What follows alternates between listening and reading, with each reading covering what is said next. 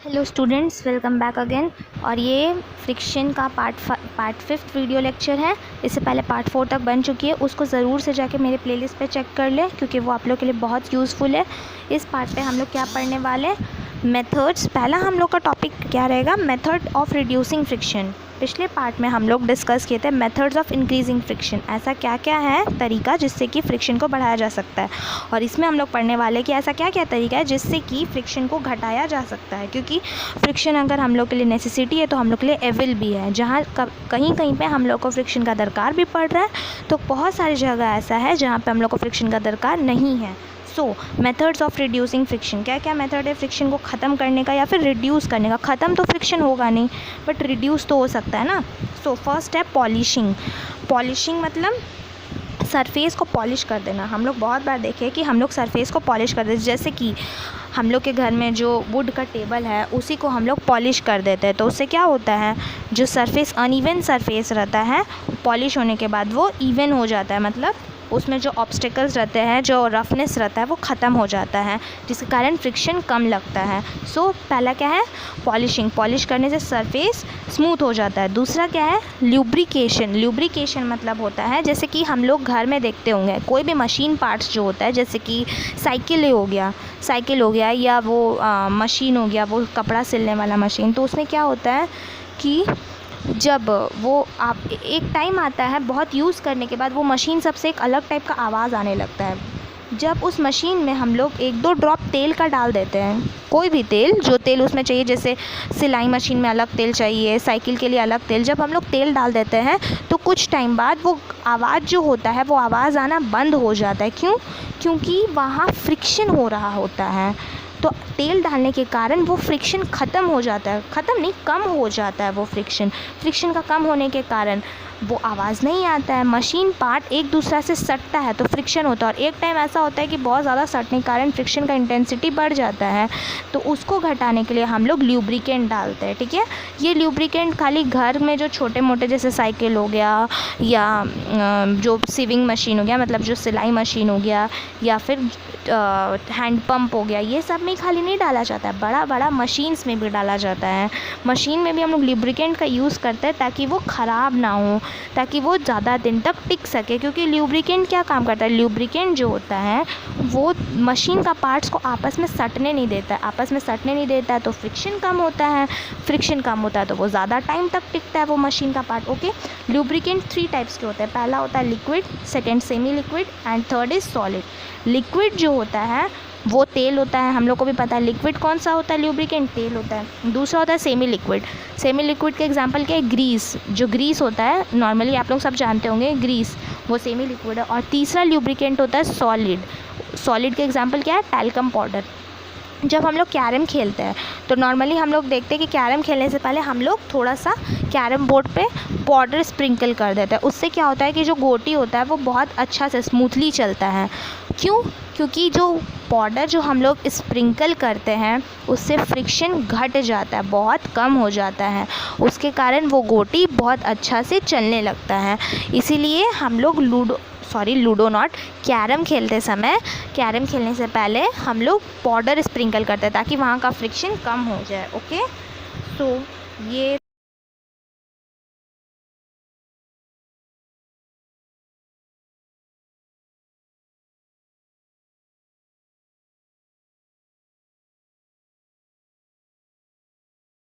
ये था ल्यूब्रिकेंट का यूज़। ओके, सो अब हम लोग का क्या है, एक और फैक्ट है कि जो कंप्रेस्ड और प्यूरिफाइड एयर होता है ना, कंप्रेस्ड और प्यूरिफाइड मतलब एयर को हम लोग कंप्रेस कर दिए, पूरा दबा दिए और उसको प्यूरिफाई कर लिए, तो वो एयर जो होता है ना वो भी ल्यूब्रिकेंट का काम करता है बहुत बार।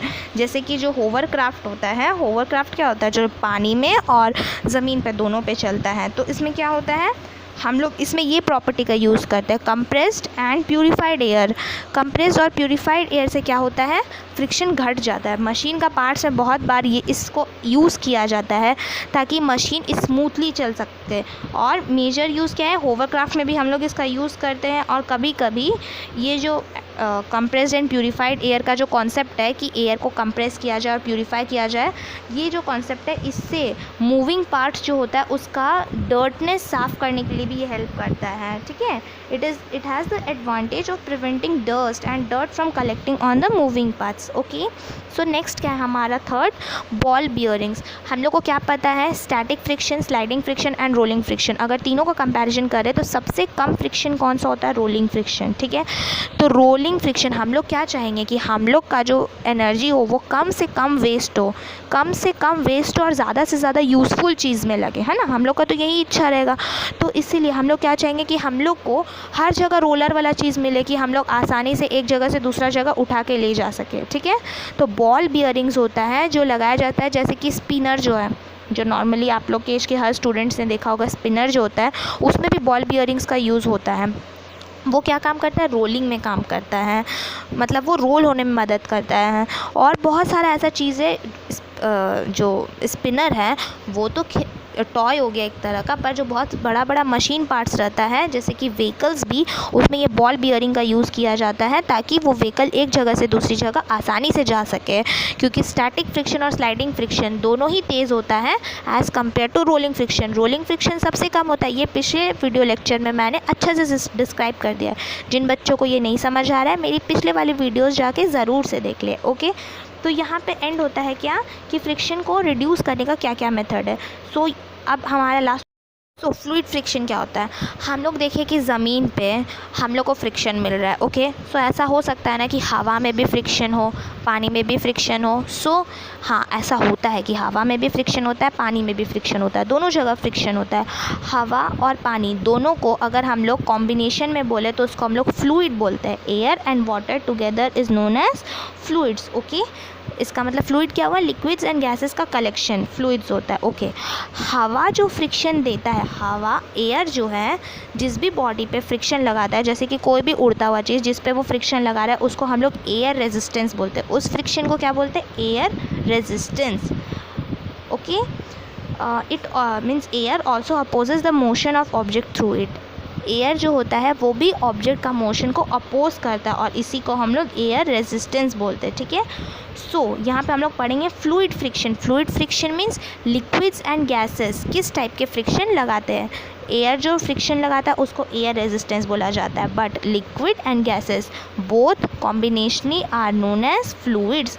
फ्लूइड फ्रिक्शन किस पे डिपेंड करता है, फर्स्ट है नेचर ऑफ द फ्लूइड, मतलब जो फ्लूइड है वो कैसा होगा। पहला क्या है, nature of the fluid, fluid कैसा होगा। दूसरा है shape of the moving object, जो फ्रिक्शन ज़मीन पे होता है वो फ्रिक्शन जो होता है वो शेप पे डिपेंड नहीं करता है। ये भी पिछले वीडियो लेक्चर में मैंने डिस्कस किया है कि वो शेप पे डिपेंड नहीं करता है। जो आप लोगों को याद होगा कि पिछले डू यू नो में एक था कि दो वो टायर है, एक बड़ा है एक छोटा है, तो दोनों टायर में सेम फ्रिक्शन लगेगा, टायर और रोड के बीच में। बट यहाँ पे shape of moving object matter करता है कि ऑब्जेक्ट का जो शेप है वो कैसा है, जो मूविंग ऑब्जेक्ट है। एंड थर्ड क्या है, स्पीड ऑफ मूविंग ऑब्जेक्ट, जितना ज़्यादा स्पीड रहेगा उतना ज़्यादा फ्रिक्शन लगेगा। ओके, तो यहाँ पे एक एक्टिविटीज़, इस एक्टिविटी को ध्यान से समझिए। इस एक्टिविटी में क्या है, हम लोग को दो एल्यूमिनियम शीट लेना है। ओके, एक एल्यूमिनियम शीट को एकदम रोल अप करके, जैसे कि आप लोगों को फिगर में दिख रहा होगा, रोल अप करके बॉल बना लेना है और एक को ऐसे ही स्ट्रेट रखना है। उसके बाद दोनों को सेम हाइट से हम लोग को फेंकना है नीचे की तरफ। हम लोग क्या देखेंगे, कौन सा एल्यूमिनियम शीट जल्दी नीचे पहुंचा, जो बॉल शेप में बना हुआ है, और जो एल्यूमिनियम शीट फ्लैट है वो धीरे धीरे नीचे पहुंच रहा है। इससे क्या हम लोग को पता चल रहा है कि जो बॉल बना हुआ एल्यूमिनियम शीट है वो एल्यूमिनियम शीट में फ्रिक्शन कम लग रहा है, उसको अपोज करने वाला फोर्स जो है वो कम है, तभी ना वो आसानी से नीचे पहुंच गया। और जो फ्लैट वाला एल्यूमिनियम शीट में उसमें फ्रिक्शन ज़्यादा लग रहा है। फ्रिक्शन यहाँ पे क्या, एयर रेजिस्टेंस, यहाँ पे एयर रेजिस्टेंस या फ्रिक्शन ज़्यादा लग रहा है, इसी कारण ये धीरे धीरे पहुँचा। इससे हम लोग को क्या पता चला कि जो फ्रिक्शन होता है, फ्लूइड फ्रिक्शन जो होता है वो किस पे डिपेंड करता है, शेप पे डिपेंड करता है, बॉडी का शेप पे। अगर बॉडी का शेप बड़ा है तो फ्रिक्शन ज़्यादा लगेगा, और अगर बॉडी का शेप छोटा है तो फ्रिक्शन कम लगेगा। यही कॉन्सेप्ट को यूज़ करके साइंटिस्ट लोग डिफरेंट टाइप का ऑब्जेक्ट्स बनाते हैं कि ऐसा वो लोगों का शेप बनाया जाए कि फ्रिक्शन जो है वो लोगों का फ्लूइड में कम लगे। ओके, और क्या है, फ्रिक्शन जो है, फ्लूइड में जो फ्रिक्शन होता है वो जैसे जैसे स्पीड बढ़ता है ऑब्जेक्ट का वैसे वैसे फ्रिक्शन भी तेज़ होते जाता है। जैसे जैसे स्पीड बढ़ता है वैसे वैसे फ्रिक्शन भी स्पीड तेज़ होता है। तो इससे हम लोग को क्या पता चला कि जो फ्रिक्शन है वो बहुत ज़्यादा लगता है। मतलब जो ऑब्जेक्ट है जो फ्लूइड फ्रिक्शन में है, मीन्स कोई भी ऑब्जेक्ट अगर फ्लो कर रहा है तो उसको बहुत ज़्यादा अमाउंट ऑफ एनर्जी चाहिए होता है उस फ्रिक्शनल फोर्स को हटाने के लिए। सो उस फ्रिक्शनल फोर्स को ख़त्म करने के लिए बॉडी का शेप को ऐसा बनाया जाता है, छोटा से छोटा या उस डिज़ाइन में दिया जाता है कि वहाँ पे फ्रिक्शन कम से कम लगे। हम लोग नॉर्मली देखते हैं जो एरोप्लेन्स होता है, जो हेलीकॉप्टर्स होते हैं, उसका शेप किसकी तरह होता है? बर्ड्स की तरह होता है। और जो शिप्स एंड बोट्स होते हैं उसका शेप किसकी तरह होता है? फिशेस की तरह होता है। जो हमारे साइंटिस्ट है वो ये शिप्स, ये एरोप्लेन्स का शेप इसी टाइप से बनाते हैं कि ये शिप्स, ये जो एरोप्लेन है ये बर्ड्स की तरह दिखे, क्योंकि ये लोगों का बर्ड्स का बॉडी ऐसा ही बनाया जाता है, ऐसा ही नेचर ये लोग को बनाया है कि ये लोगों का बॉडी में कम से कम फ्रिक्शन लगता है। सो एरोप्लेन का बॉडी में भी कम से कम फ्रिक्शन लगता है और ये आसानी से फ्लो कर पाता है, ये उड़ पाता है। वही हालत शिप एंड बोट के साथ भी है। ओके, सो यहाँ पे आप लोग को पता चल गया कि बोट, शिप, एरोप्लेन, हेलीकॉप्टर का शेप ऐसा क्यों होता है? ड्यू टू फ्रिक्शन, ताकि फ्रिक्शन कम से कम लगे। अब हम लोग क्या देखते हैं कि जो स्पोर्ट्स व्हीकल होता है, जो sports vehicle, sports car and all, वो सबको ऐसा डिज़ाइन किया जाता है कि वो बहुत स्पीड चलता है। क्यों? क्योंकि वो जो स्पोर्ट्स व्हीकल होता है वो लोगों को उस टाइप से डिज़ाइन किया जाता है कि वहाँ से वो उसका सरफेस से जो एयर है वो एक पर्टिकुलर पॉइंट से एक ही स्पीड और एक ही डायरेक्शन में फ़्लो करे, एक पर्टिकुलर पॉइंट से एक ही स्पीड और एक ही डायरेक्शन में फ़्लो करे। उसको हम लोग स्ट्रीमलाइन फ़्लो बोलते हैं। Okay, streamline flow. और वैसा ऑब्जेक्ट को जो शेप दिया जाता है, जो स्पोर्ट्स कार हो गया, ये स्पोर्ट्स व्हीकल हो गया, उसको जो शेप दिया जाता है उसका बॉडी को, उसको स्ट्रीमलाइन बॉडी बोलते हैं। उसको क्या बोलते हैं? Streamline body. एंड उस फ्लो को क्या बोलते हैं? Streamline flow. स्ट्रीमलाइन फ़्लो के कारण क्या होता है? एयर रेजिस्टेंस जो है, इसका मतलब फ्रिक्शन जो है वो कम से कम लगता है और स्पीड ज़्यादा से ज़्यादा होता है। ओके स्टूडेंट, यहाँ पे आपका ये फ्रिक्शन चैप्टर ख़त्म होता है। सारे पार्ट्स को देख ले। नेक्स्ट वीडियो में मैं आप लोग के लिए क्वेश्चन आंसर्स लेके आऊँगी इस चैप्टर से रिलेटेड। सो नेक्स्ट वीडियो को देखना ना भूलें और अपने सभी दोस्तों के साथ मेरे इस चैनल को शेयर करें, लाइक करें, सब्सक्राइब कर ले। मेरे प्लेलिस्ट पे जाके ज़रूर से चेक करें और कोई भी प्रॉब्लम हो तो कमेंट सेक्शन पे कमेंट करें। Bye bye guys, take care, have a good day.